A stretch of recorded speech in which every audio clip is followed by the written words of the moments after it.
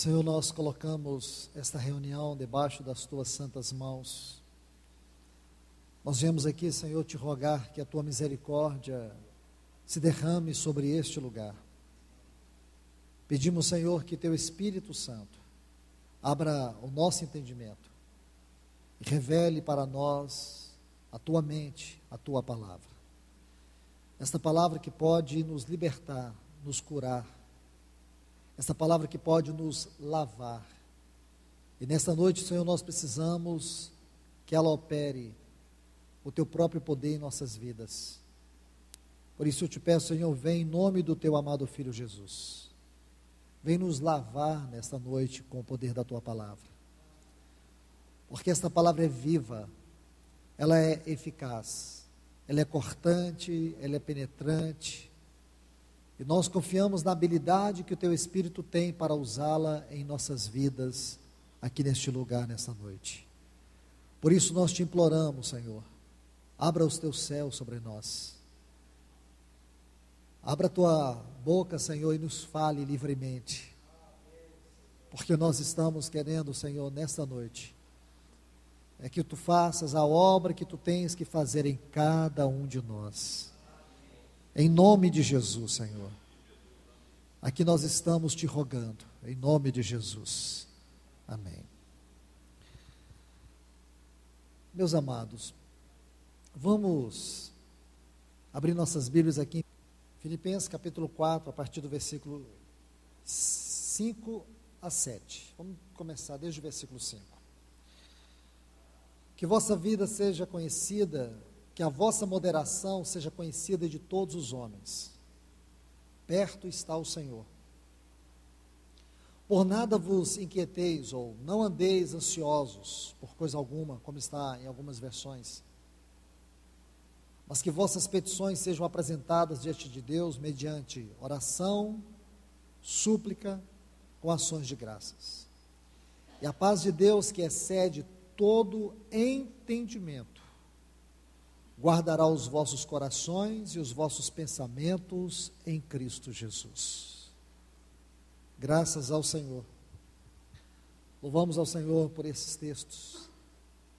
Porque aqui, meus amados irmãos e irmãs, em Cristo Jesus, está uma porção tão especial, tão gloriosa. Eu creio que nós encontramos aqui alguns princípios tão importantes que nós necessitamos, especialmente nesse tempo que nós vivemos. Esta é a continuidade do estudo da quinta passada. Estamos estudando sobre o cristão e o dinheiro, e a administração do dinheiro. E aqui nós chegamos nesse assunto da ansiedade, porque é muito pertinente entender o lugar que a ansiedade ocupa no contexto da administração dos nossos bens, do nosso trabalho, da nossa vida como um todo. Alguns acham que a ansiedade é apenas um problema psicológico. Alguns a definem como uma doença, mas a Bíblia não vê assim.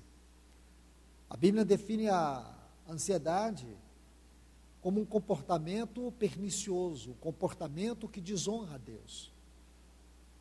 Porque a ansiedade ela é motivada pela insegurança, pelo medo. E como uma pessoa que diz crer no Senhor pode se sentir inseguro.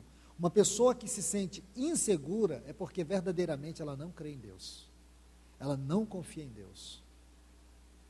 Uma pessoa que é tomada pelo medo, esse medo mórbido, esse medo opressivo, esse comportamento, seja em circunstâncias exteriores ou mesmo em nosso interior, é uma grande prova da incredulidade. E a ansiedade, ela encontra aqui um campo fértil para poder proliferar.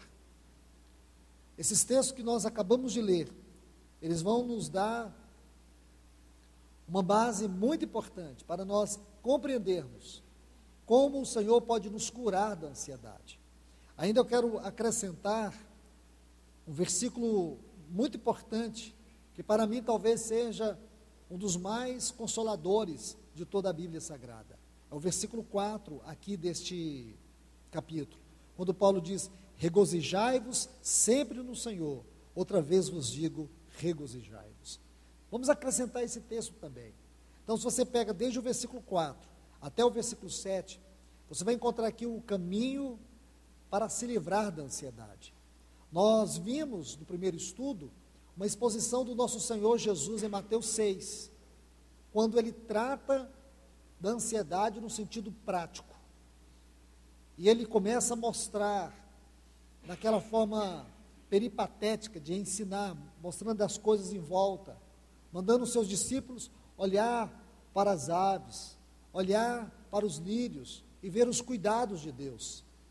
Como que Deus cuida das aves dos céus, como Deus cuida de uma flor, de uma planta. Agora imagine o cuidado que Ele tem por nós. E nós tomamos como um pano de fundo os cuidados de Deus quando Ele conduziu o povo de Israel durante aquela peregrinação pelo deserto, num período de 40 anos. O Senhor os conduziu, os guardou. E você duvidar dos cuidados de Deus é uma terrível prova de incredulidade. Então, queridos, vamos olhar alguns pontos aqui. Se você começa desde o versículo 4, vamos começar então do versículo 4. Aqui está a primeira ferramenta que o Espírito Santo usa para operar a cura da ansiedade, a alegria. É interessante isso, irmãos. Observe, por favor, esse texto diz: alegrai-vos no Senhor, outra vez vos digo, alegrai-vos. Aqui é muito especial, porque esta é uma das declarações mais consoladoras que podemos encontrar na palavra de Deus. Agora, por favor, eu quero que você observe um detalhe aqui, porque nós sabemos que, de maneira natural, nós passamos por muitas lutas, passamos por sofrimentos, passamos por tribulações, por limitações, por frustrações, por angústias. Quem não passa por isso? Quem, de certa forma, neste exato momento, não esteja passando por uma situação dessa? Quem não se sente afligido? Talvez aqui neste lugar, há muitas pessoas que, de certa forma, estão passando por lutas. Talvez o medo tenha tomado conta aí do teu coração, da tua vida. Algumas circunstâncias têm se formado em torno de você e você se sente ameaçado, inseguro. Talvez ao longo da história, da vida que você tem vivido, da sua peregrinação, muitas coisas têm lhe acontecido. E essas coisas, elas provavelmente tenham tornado o teu coração vulnerável. Talvez essas coisas tenham feito com que você se sinta emocionalmente fragilizado. Irmãos, essa não é uma história incomum, não, é uma história muito comum. Muitas pessoas se sentem assim, fragilizadas, vulneráveis emocionalmente, inseguras. Então aqui vem insegurança, vem o medo e muitas outras coisas que vai assolando o coração da pessoa. E ela não percebe o quanto ela está se sentindo minimizada na vida. Como que nós vamos entender esse texto dentro deste contexto?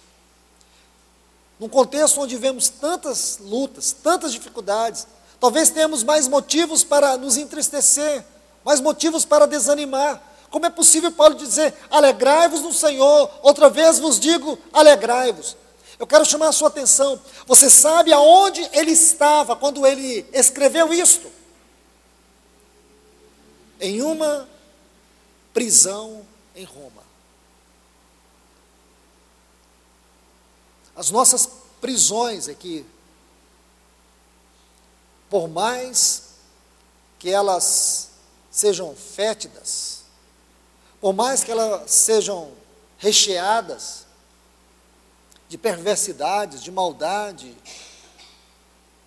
de tantas coisas indignas, em comparação com aquelas prisões antigas, elas podem ser comparadas, se fizermos isto, a um grande e lindo jardim, um grande oásis.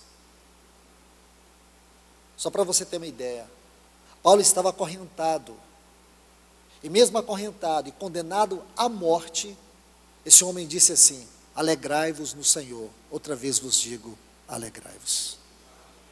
Porque Paulo não está dizendo para nós alegrarmos em circunstâncias, porque a nossa alegria não depende de nenhuma circunstância favorável. A nossa alegria não está em circunstância, a nossa alegria está no Senhor. Não depende de nada exterior, depende de você ter consciência que Ele é o teu príncipe da paz.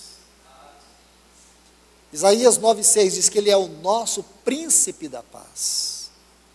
Lá em Efésios capítulo 2 diz que Ele é a nossa paz.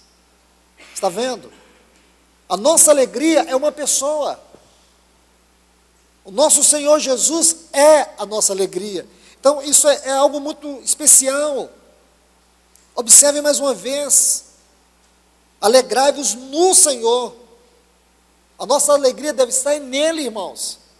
Não é em coisas, não é em situações, não é em circunstância. A nossa alegria está nesta pessoa. Ele é a nossa alegria. Então, se você quer ficar livre da ansiedade, então permita que esta alegria seja a vida dentro de você. Cultive essa vida, pratique essa vida. Tenha hábito de viver esta vida, porque esta vida é uma pessoa. E esta vida que é uma pessoa, dada a nós, é tudo o que eu e você precisamos para sermos curados de qualquer ansiedade, de qualquer opressão, de qualquer depressão. Por que permitir que a tristeza nos engolfe? Por que permitir que as decepções venham corromper o nosso caráter, a nossa mente, a nossa vida? Por que permitir que o diabo, através de circunstâncias, venha minar nosso coração? Não, irmãos. Vamos permitir que esse óleo de alegria se derrame sobre nós. Aqui está a cura. A cura para a depressão, a alegria. Não é alegria na circunstância. Talvez se eu e você olharmos de maneira fixa para as circunstâncias, nós vamos ficar profundamente abatidos, talvez desanimados, talvez frustrados. Se nós olharmos para as circunstâncias, para as diversidades, nós não temos como dar um sorriso. Nós vamos sorrir com o nosso rosto, mas o nosso coração está amargo, nosso coração está frustrado. Mas essa não é a palavra de Paulo. Ele diz: alegrai-vos no Senhor. Outra vez vos digo, alegrai-vos. A alegria é uma segurança na vida do cristão. Mas essa alegria não é a alegria meramente emocional. É uma alegria da vida de Cristo pelo Espírito Santo infundida lá dentro no nosso espírito. Você compreende isso, irmãos? Só de você entender a circunstância que Paulo escreveu este verso, é tudo o que nós temos para entender a natureza desta alegria. Como pôde ele ser este homem tão feliz, ser este homem tão alegre, mesmo condenado à morte? Você nunca vai encontrar um relato como este. Um homem condenado à morte, dizendo para aqueles que estão em liberdade: alegrai-vos, alegrai-vos. Isso é precioso demais. Então, esta é a grande ferramenta do Senhor para nós, sermos livres da ansiedade. Agora, por favor, vamos para o versículo 5, que a vossa moderação, essa palavra moderação, é a palavra que fala de equilíbrio. Então, ele diz: que a vossa moderação seja conhecida de todos os homens, perto está o Senhor. Perto está o Senhor. Essa frase, perto está o Senhor, se você pegar a palavra perto, a tradução dessa palavra não faz referência à vinda do Senhor, mas à presença do Senhor. O sentido aqui é que o Senhor está próximo de nós. Uma pessoa ansiosa, insegura, ela tem essa sensação de estar num deserto, de não ter nada para se agarrar. É uma pessoa emocionalmente fragilizada. Esse tipo de ansiedade opressiva, mórbida, esse tipo de opressão que a pessoa sente na sua mente agitada, inquieta, produzindo infelicidade, trazendo profundo desgaste emocional, é uma forte característica de alguém que perdeu a sensação da presença de Deus. Ora, irmãos, como é possível cristãos viverem a vida cristã e não terem a consciência de que Deus está presente? Como é possível viver e cultivar a vida cristã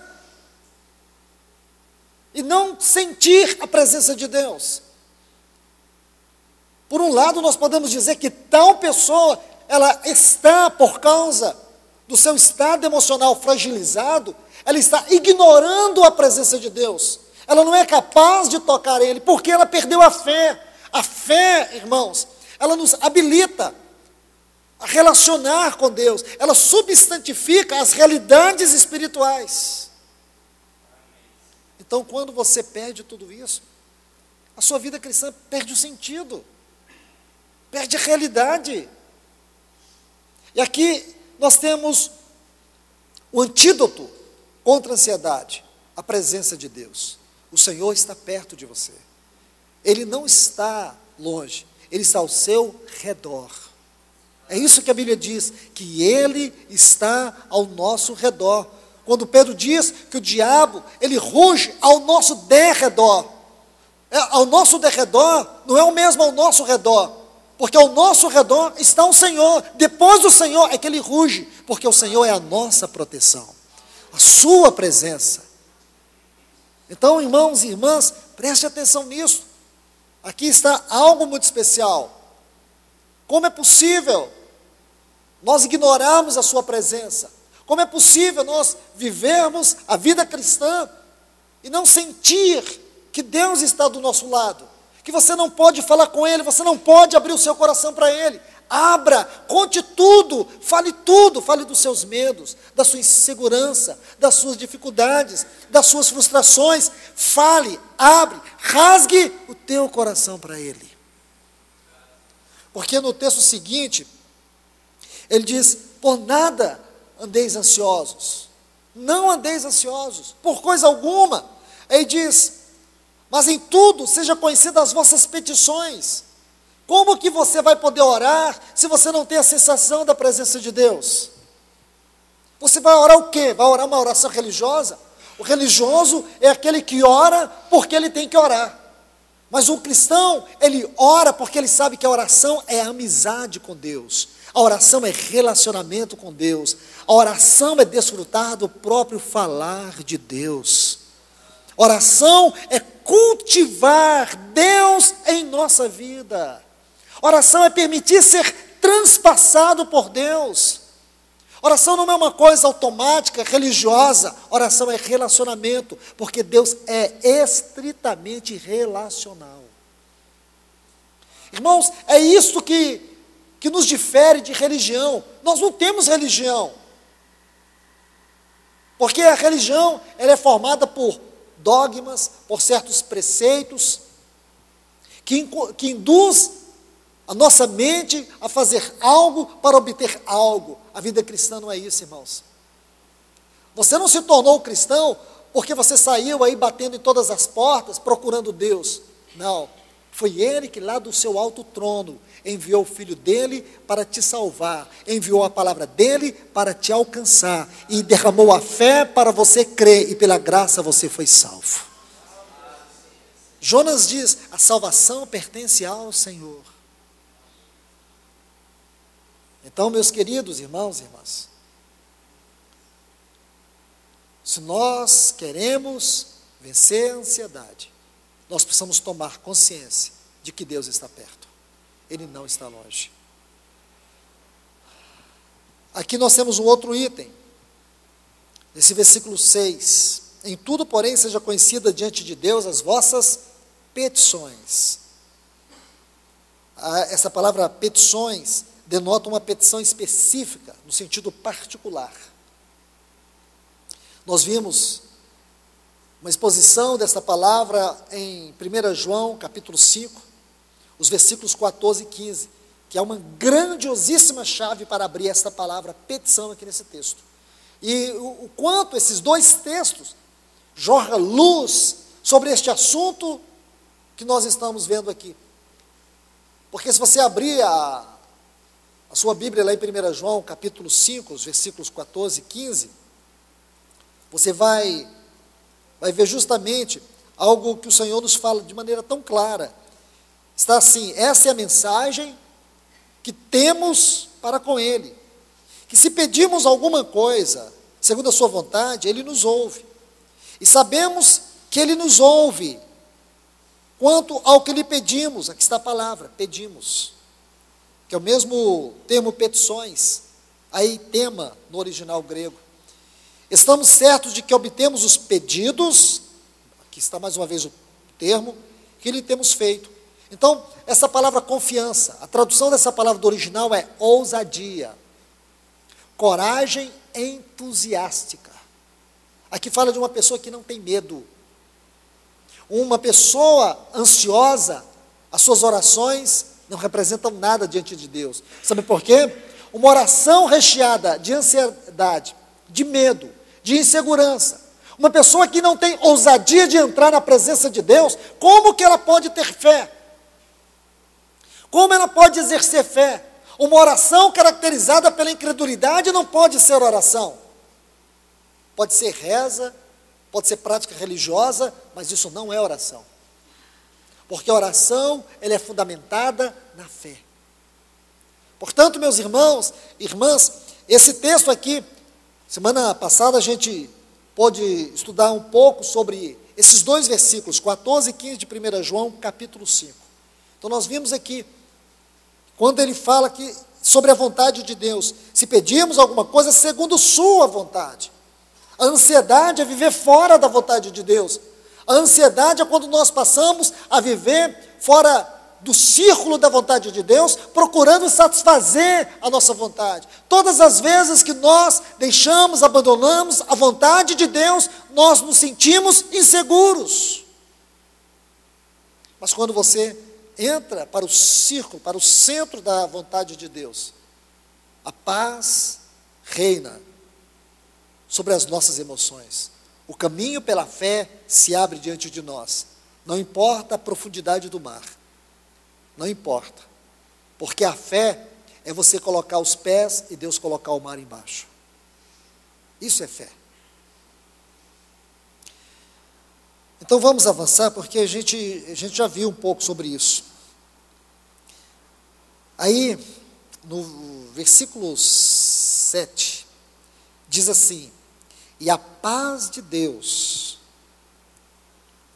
que excede todo entendimento, guardará vossos corações e vossos pensamentos. Da mesma forma da alegria, esta paz não é um estado, não é um estado que nós nos encontramos, uma circunstância onde nós estamos. Esta paz é uma pessoa.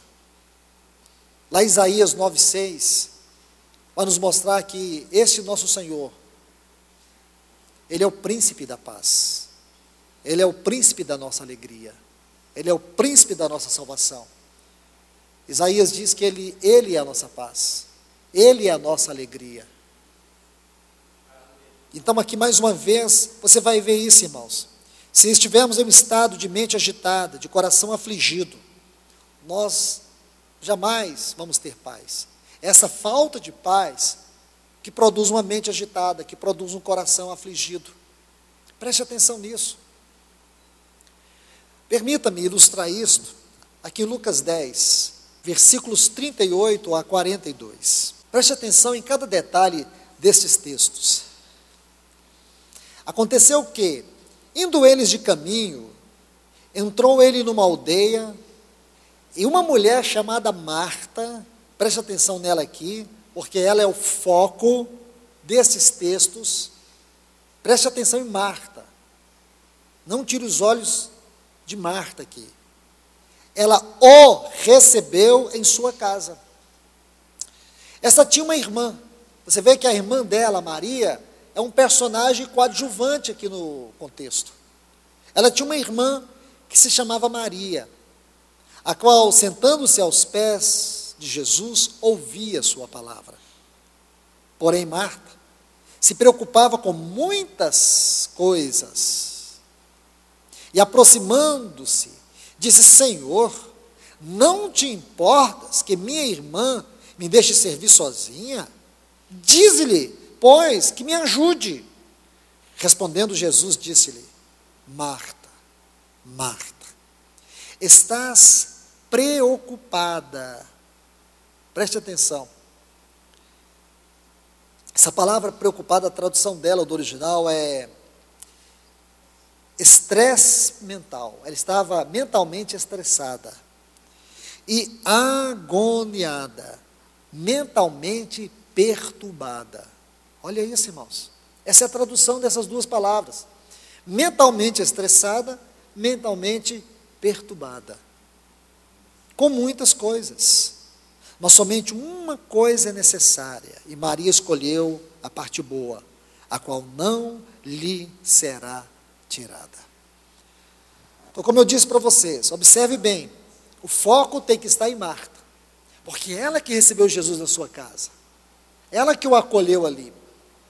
Então, quando ela acolhe o Senhor Jesus na sua casa, o Senhor se assenta e ela começa a fazer as coisas. O Senhor, Ele não deixou de perceber o que estava acontecendo. No mesmo momento, penso eu, que Ele compartilhava a palavra com Maria, que estava sedenta, ali aos pés dele.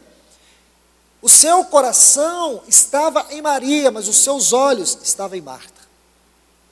E Ele começou a discernir aquele quadro espiritual de Marta.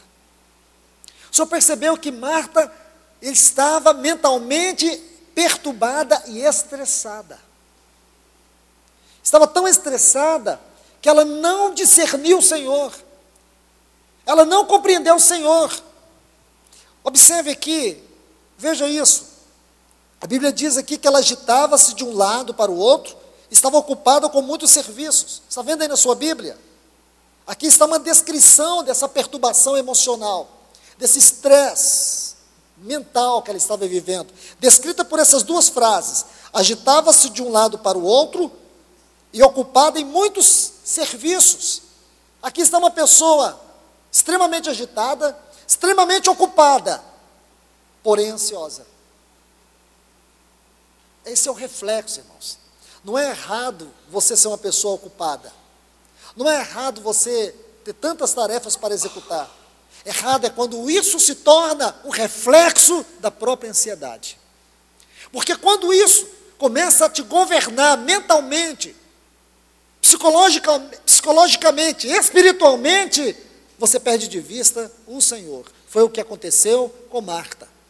Ela perdeu de vista o Senhor, a ponto dela dizer para o Senhor: Senhor, o Senhor não está vendo isso não?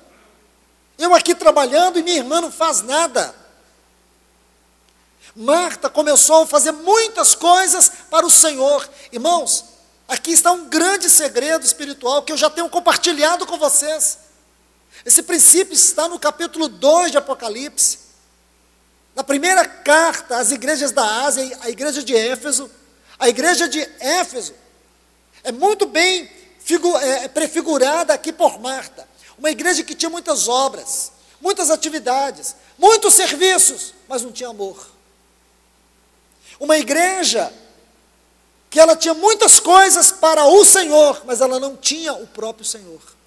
Se é que posso colocar assim. Ela tinha perdido o Senhor. O Senhor diz: arrepende-te. O Senhor diz que essa igreja estava caída. Lembra-te, pois, de onde caístes. O Senhor diz para essa igreja mais ainda: volta ao primeiro amor. volta ao melhor do teu amor. Irmãos, não é o nosso serviço que o Senhor quer, Ele quer o nosso coração, é a nossa vida mesmo, é o nosso ser. Quando o Senhor pergunta para Pedro: Pedro, tu me amas? 3 vezes. Quantas vezes Pedro negou o Senhor? 3 vezes. Quantas vezes o Senhor pergunta para ele: Pedro, tu me amas? Sabe o que o Senhor Jesus estava querendo de Pedro? Os afetos dele. Os afetos dele para com o Senhor. Porque nós somos egoístas por nascimento. Nós já nascemos egoístas. Nós já nascemos sendo o centro das atenções. Nós somos ególatras inconscientes. Amamos bajulação, amamos ser o centro das atenções. E quando nós sentimos que essas coisas estão saindo do controle, quando nós sentimos que as coisas não estão focadas em nós, a ansiedade é o próximo passo. E outras coisas vão surgindo. Essa ansiedade mórbida, opressiva. E aqui está, irmãos, uma mulher agitada, uma mulher atarefada, tentando agradar o Senhor com o seu serviço, mas o seu coração estava longe do Senhor. Tão longe que ela chama a atenção do Senhor. Tão longe pela maneira como ela fala com o Senhor. Ela devia estar em silêncio aos pés do Senhor, mas ela estava agitada com muitos serviços. E uma das coisas do muito serviço, quando o muito serviço não glorifica o Senhor, a primeira coisa que ele faz é roubar-nos da presença do Senhor.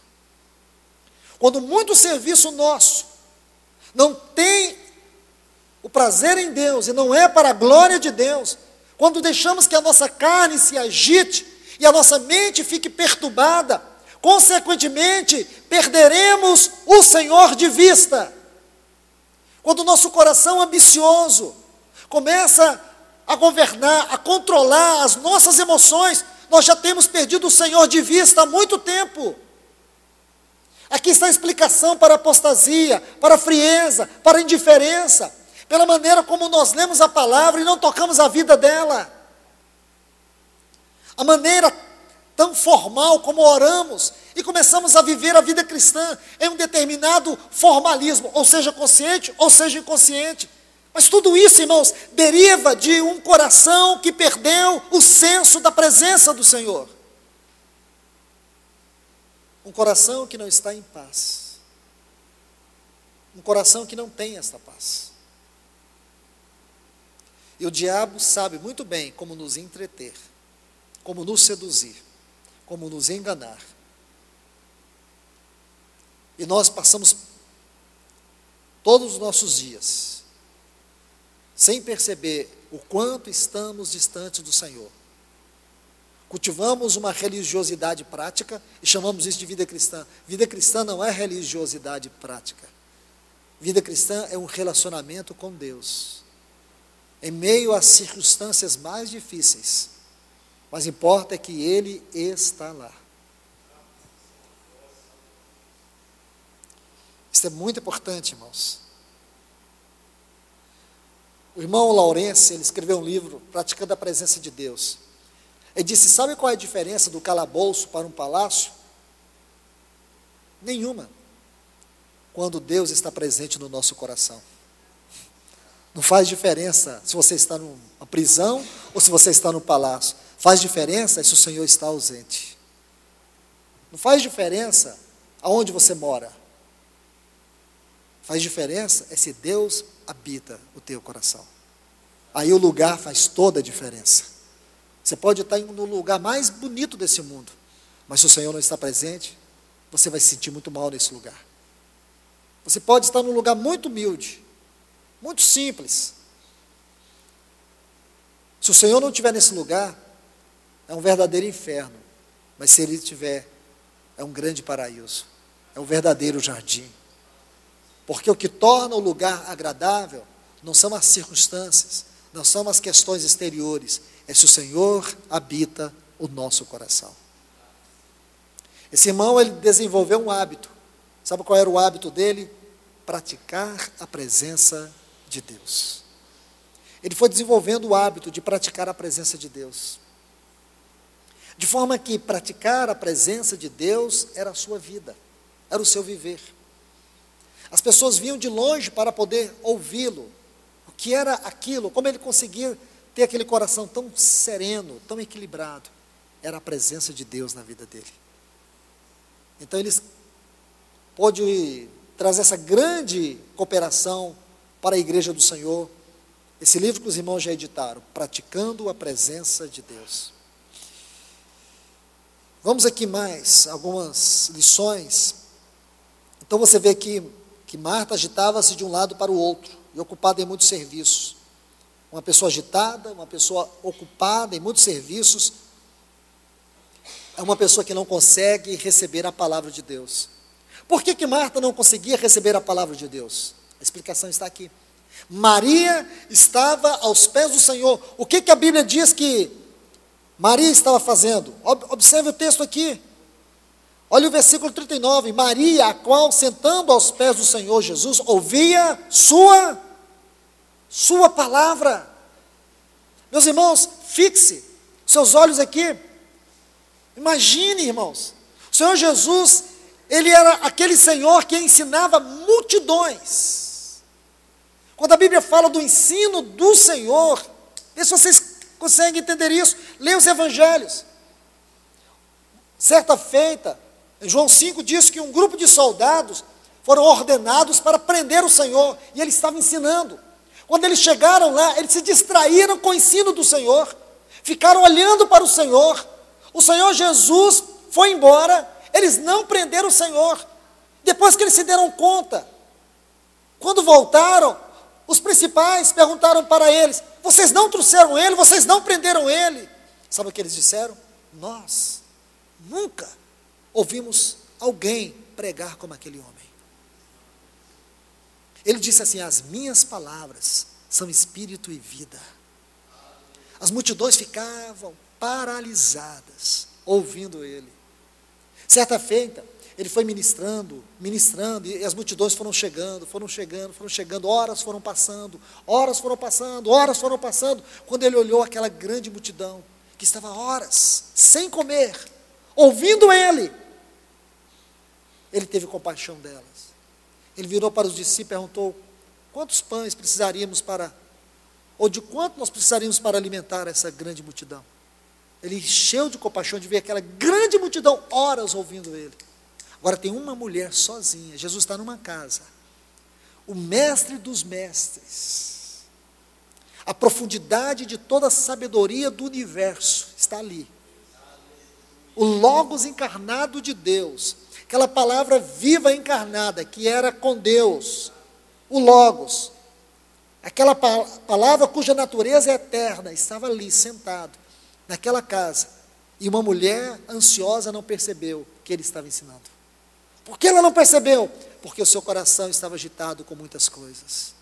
Meus irmãos, nós temos que orar nessa noite e dizer: Senhor, desentulha meu coração, porque é por causa desse coração entulhado que eu não tenho conseguido entender a Tua voz, é por causa dessa mente agitada que eu não tenho percebido a Tua palavra, que tem vindo, que tem se derramado, que tem te revelado a nós.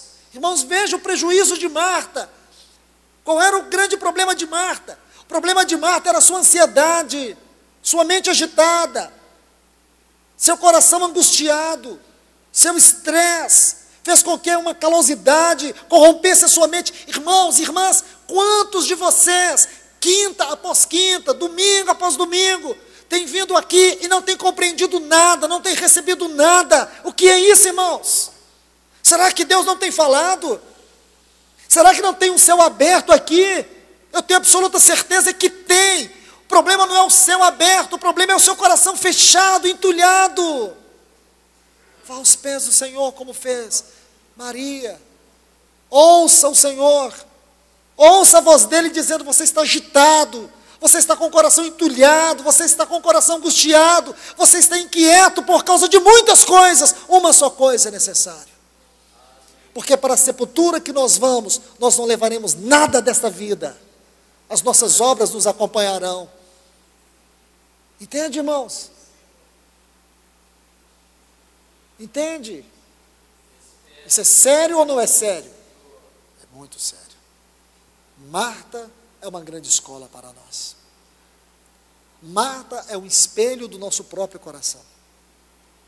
Agitado, perturbado, angustiado. É triste ver, irmãos, quantos anos temos estudado a Bíblia e quanta pobreza espiritual ainda existe no nosso meio. Quantas palavras dispensadas, ensinos sistemáticos. E as pessoas não conseguem capturar, não conseguem entender, não conseguem amar. Porque quem ama o Senhor não vai ficar com o coração agitado por essas vidas, ou pelas coisas dessa vida. Não vai ficar com o coração entulhado com as coisas desse mundo. Quem ama o Senhor vai demonstrar isso na relação com a sua palavra. Jesus disse, se alguém me ama, guardará as minhas palavras. Irmãos, isso vale para mim, para todos vocês aqui. Não importa a responsabilidade que você tem, se lá no seu trabalho você se sente tão ocupado, você se sente tão atarefado. Não interessa você diz, olha, mas eu não tenho tempo, porque lá na minha sessão onde eu trabalho está tudo sobre mim. Não importa. Não importa. Não estou falando de responsabilidade. Estou falando de algo que vai além de responsabilidade. Estou falando de espiritualidade. Você pode estar cercado de muitas coisas, você pode estar cercado de muitos montes, você pode estar cercado de muitos desafios, você pode estar cercado de muitos ataques, você pode estar recebendo muitos dados inflamados, mas se o Senhor está do seu lado, Ele é uma rocha, Ele é o escudo fiel que te guarda de tudo. O Salmo 46 nos mostra isso, irmãos. Esse salmo ele vai descrever justamente isto. Os montes se batem, se debatem pela sua braveza. O mar está tumultuado, as águas rugem contra nós. Mas ele diz, há um rio, cujas correntes alegram a cidade do Altíssimo. Deus está no meio dela e jamais será abalada. Ele diz que o Senhor dos Exércitos é o nosso refúgio. Salmo 91. Aquele que habita no esconderijo do Altíssimo, à sombra do Onipotente descansará. Imagina, irmãos, nós devemos estar debaixo do descanso de Deus. A sombra de Deus é o nosso descanso. Então por que tem um coração agitado? Só tem um coração agitado quem é incrédulo. Só tem um coração agitado uma pessoa que perdeu o senso da presença de Deus. E, consequentemente, perdeu a paz. Aqui está uma mulher, Marta. Marta, uma mulher do coração afligido. Olha o que ela diz. Coração afligido, uma mente inquieta. E sabe o que aconteceu? Ela perdeu o melhor. O melhor do universo estava dentro da casa dela. Imagine, irmãos, leia os evangelhos. Se você lê os evangelhos, você tem uma compreensão do Senhor, de quem é o Senhor. O Senhor chegou na casa dela. A Bíblia diz que ela o recebeu. Ela recebeu o Senhor. Mas ela não pôde tocar no Senhor. Que tragédia, irmãos. Olha, o texto diz, aqui no versículo 38, ela o recebeu. Quantos de nós temos recebido o Senhor e não temos tocado no Senhor? Não temos desfrutado do Senhor. O que adianta você dizer, eu nasci de novo? O que adianta o novo nascimento sem realidade espiritual? O que adianta o novo nascimento sem realidade espiritual? Novo nascimento sem realidade espiritual é religiosidade. O nosso nascimento é do alto. O Senhor nos alcançou. Ele colocou o Espírito dele dentro de nós. Ele tem nos dado a sua palavra, para que dia após dia essa palavra nos limpe, nos lave. Nós temos uma necessidade contínua da palavra de Deus. Compreende, irmãos? Quantas impurezas vêm sobre nós? Quantos ataques vêm sobre nós? Quantos pensamentos começam a alojar dentro do nosso coração? Quantas coisas terríveis nos ocorrem? Uma infinidade de coisas surgem dia após dia, semana após semana, mas graças a Deus, Deus nos traz a reunião da sua igreja, e aqui Ele libera dos seus céus a sua palavra. Essa palavra limpa, essa palavra corta, essa palavra cura, essa palavra nos purifica, porque essa palavra é vida. Então, meus queridos, o Senhor estava ali. Marta recebeu o Senhor, mas não recebeu a sua palavra. Como é possível? Receber o Senhor e não receber a sua palavra? Isso é sério, isso é grave. Porque muitos cristãos vivem ansiosos, porque embora tenham recebido o Senhor, eles não têm recebido a palavra do Senhor. Ainda continuam vulneráveis, suscetíveis a toda a escravidão do pecado. Isso é sério, irmãos. O assunto de Marta aqui tem muito o que nos falar. Observe, irmãos. Ela estava tão perturbada em si mesma que não se dá conta de suas palavras. Ela disse: Senhor, não te importa de que minha irmã tenha deixado que eu fique servir sozinha? Ela estava querendo que o Senhor obedecesse ela para satisfazer os desejos dela. Já viu esse tipo de oração? É o tipo de oração mais comum. Aquela oração que nós fazemos para buscar a satisfação dos nossos desejos. Não é aquela oração que nós fazemos entregando os nossos desejos para o Senhor para que Ele faça o que Ele quiser. Nós oramos querendo mandar em Deus. Nós oramos e falamos para Deus: Deus, eu quero isso, eu quero aquilo, faz isso, faz aquilo, porque eu estou determinando. Quem somos nós para determinar algo para Deus? Nós temos que colocar debaixo do Senhor e dizer: Senhor, eu estou aqui como teu filho, para conhecer a tua profunda vontade sobre determinado assunto o qual eu estou vivendo, que tu conheces. Você pode falar abertamente, porque a oração não é para mudar Deus, a oração é para mudar a nós mesmos. Então ela diz para o Senhor: não está vendo, Senhor? Veja como ela está perturbada, agitada, estressada.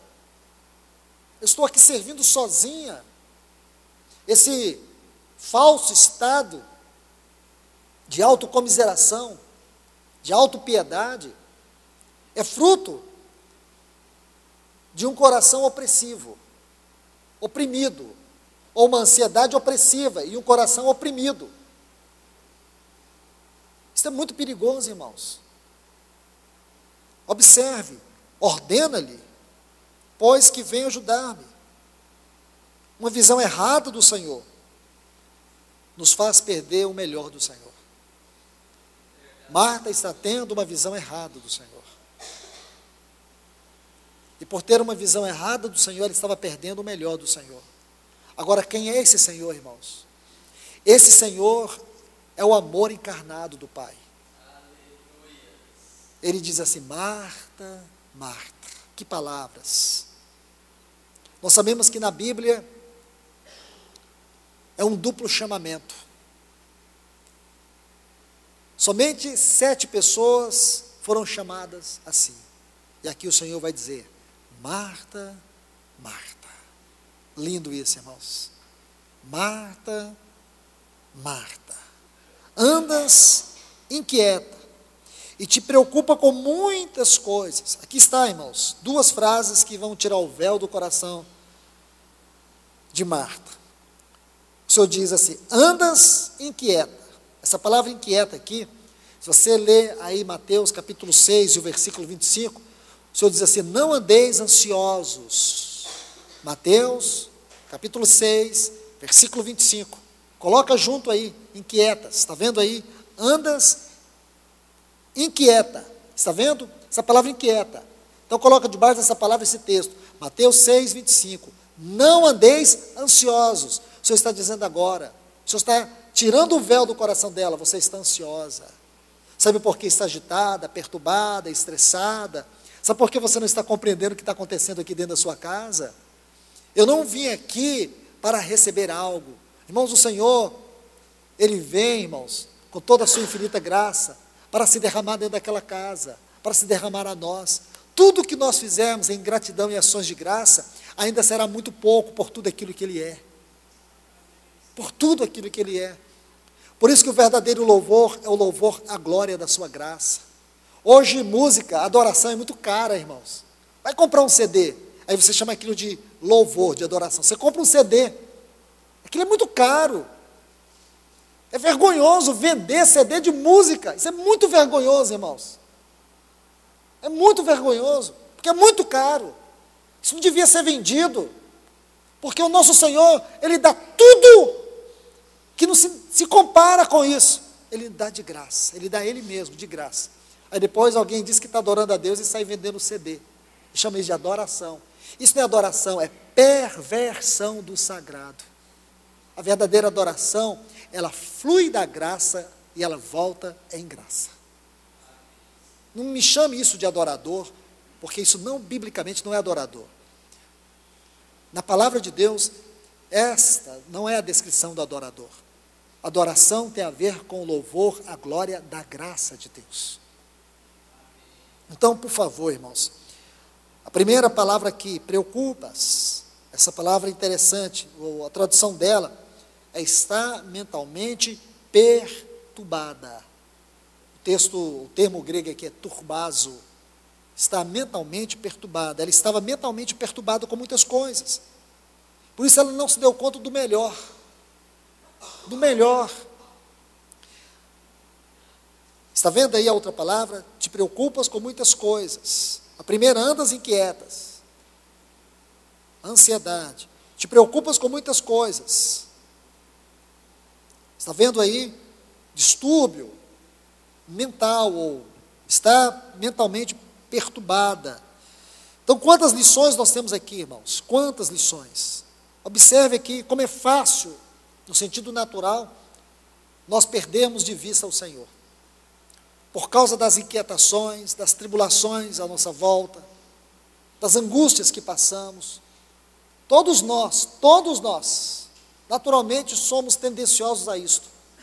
Não é diferente desse estado de Marta aqui, porque muitas vezes nós permitimos que o nosso coração se desvie do Senhor, e perdemos o Senhor de foco, ou de vista. E aqui você vai ver essa mesma situação que aconteceu com Marta, seu coração agitado, perturbado, inquieto, e ela tinha motivos para justificar toda a sua ansiedade, ela tinha muitos motivos para justificar a sua inquietude. Estava servindo sozinha. A questão não era se ela estava servindo sozinha. A questão é que aquele momento, aquela hora, não é hora de servir. Era hora de ser servido. Porque o Senhor da mesa chegou para servir.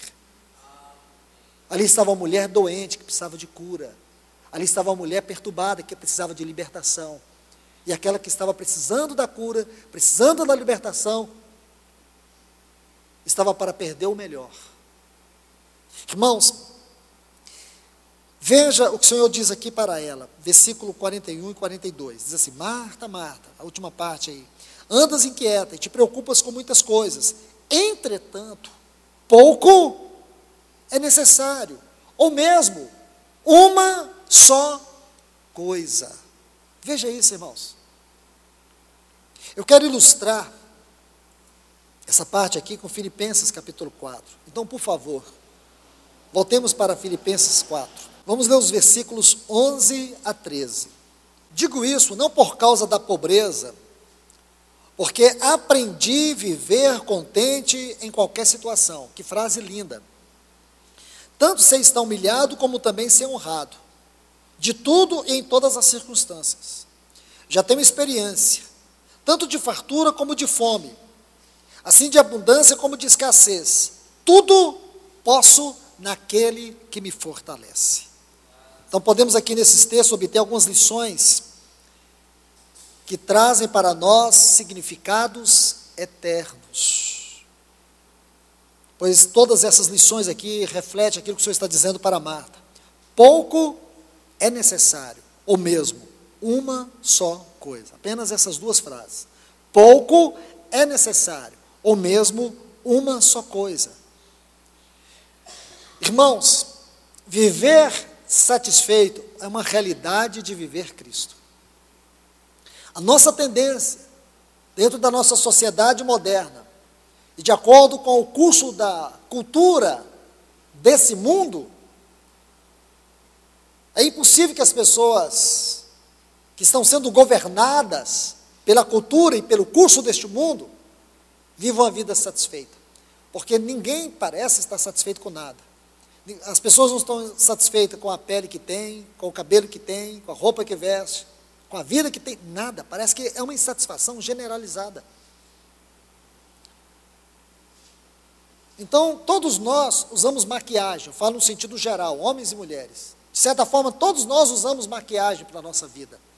Em muitas circunstâncias, nós não queremos parecer de verdade quem somos. Nós queremos ser uma outra pessoa. Uma pessoa que nós temos mentalmente uma ideia introspeccionada. Isso é grave, irmãos.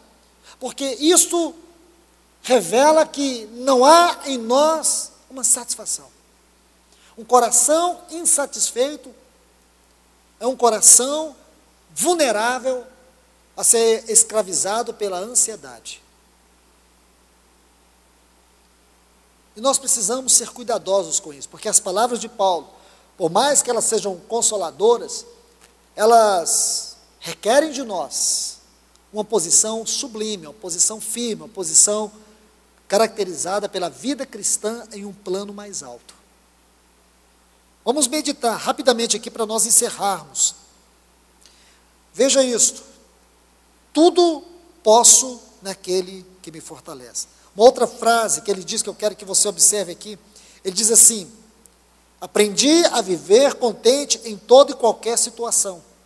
Agora, como foi que Paulo aprendeu? Como que ele aprendeu a ter uma vida tão satisfeita assim? A não ser escravizado pela ansiedade. Graças a Deus por essa epístola. Esta é uma epístola preciosa e ela vai nos mostrar esse segredo. Ela vai nos mostrar a chave da vida de Paulo. Qual era a chave, qual era o segredo da vida de Paulo? Como que ele, mesmo numa prisão, não se sentia aprisionado. Mesmo ele, muitas vezes, passando necessidade, ele não tinha necessidade de nada. Ele estava satisfeito. Como foi possível ele passar por tantos sofrimentos, por tantas lutas, e sempre se sentir fortalecido? Como foi possível? Graças a Deus, irmãos. O coração de Paulo é escancarado nessa epístola. Ele vai nos mostrar o segredo. Volte para o capítulo 1 e veja comigo os versículos 20 e 21. Filipenses capítulo 1 e os versículos 20 e 21.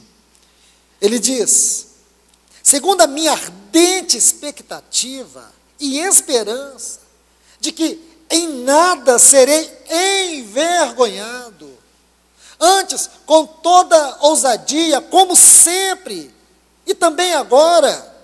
Agora, por favor, irmãos, preste atenção nessas frases seguintes. Será Cristo engrandecido no meu corpo. Olha que frase. Por que ele tinha certeza que não seria envergonhado? Aonde estava essa grande expectativa? Aonde estava a esperança? Que esperança tinha aquele homem condenado à morte? Você sabe muito bem, irmãos, ele foi condenado à morte. Ele estava condenado à morte. Então, como podia aquele homem, condenado à morte, dizer que ele tinha uma ardente expectativa? Que ele tinha esperança? Sabe por que ele tinha uma ardente expectativa? Sabe por que ele era um homem que tinha esperança? Porque Cristo estava sendo engrandecido no corpo dele. Essa é a primeira parte do segredo. Cristo é engrandecido no meu corpo, quer pela vida, quer pela morte. Ou morrer, ou viver, não importava. Importava é que ele era uma carta aberta. Ele era uma fragrância diante de Deus. Ele era uma carta onde o testemunho de Cristo estava sendo lido, estava sendo visto. Quer pela vida, quer pela morte. Aí ele diz, o outro lado: porquanto para mim o viver é Cristo e o morrer é lucro. Paulo não tinha medo da morte, irmãos. Imagine isso. Ele não tinha medo da morte. Por que ele não tinha medo da morte? Isso não é arrogância. Paulo não era um arrogante. Sabe por que ele não tinha medo da morte? Porque Cristo era o seu viver. Você sabe que ele foi oferecido por libação. A morte de Paulo foi uma morte muito cruel, descrita como libação. Segundo alguns estudiosos, eles faziam com que o preso ficasse preso por uma goma de borracha sobre o seu peito, que o apertava. À medida que uma goteira ia caindo sobre aquela goma, que ia apertando o seu tórax. E havia uma forma em que uma espada fosse lentamente, através de uma máquina cruel que eles mesmos, os romanos, criavam, para sacrificar o preso. E à medida que o seu tórax ia sendo esmagado, aquela lança ia perfurando o seu corpo. E eles chamavam isso de morte ou libação. O sangue ia descendo lentamente. Assim ele morreu. Sabe o que ele disse? Eu não tenho medo. Não tenho medo. Ele chega a dizer para Timóteo, bem perto do corredor da morte, ele diz: Timóteo, eu combati o bom combate. Terminei a carreira. Eu guardei a fé. Ele não jogou fora a fé, ele continuou crendo. E eu ainda tenho certeza, olha a ardente expectativa e a esperança, que a coroa da justiça me será entregue pelo reto e justo juiz. Aqui está o segredo de um homem que não deixou que as coisas exteriores esmagassem o seu coração, perturbassem a sua mente, porque Cristo era o seu viver. Então ele aprendeu a viver satisfeito com todas as coisas e em todas as situações, porque o viver de Paulo não era baseado em circunstâncias nem situações, era baseado na experiência de viver Cristo. Que Deus abençoe a todos vocês, irmãos.